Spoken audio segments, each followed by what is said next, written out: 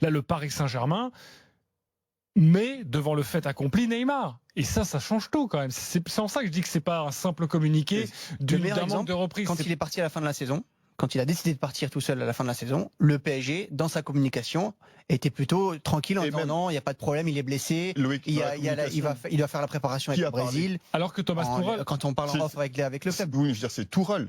Oui, c'est lui qui a déploré. Là, sinon, le club ne l'a pas fait. Ce communiqué, il sort de qui? Du club. De l'état-major du club. Leonardo.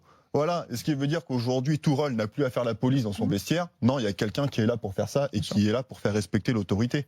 Et ça, déjà, je trouve que c'est un gros pas en avant. Je vous propose que nous... gros pas en avant sur le B.A.-Ba, encore une fois. On parle les retards. Regarde, non, mais je vais dans ton sens. C'est super bien. Mais des clubs comme même avec des clubs Barcelone, Real Madrid, il y en a des choses qui se passent et qui sortent jamais, qui sont même couvertes par les clubs à chaque fois. Les retards, on va prendre là parce que c'est sorti, mais les retards de Ousmane Dembélé, on a mis un peu de temps quand même avant les savoir. C'était en off, mais ensuite c'est vraiment sorti et au bout d'un moment.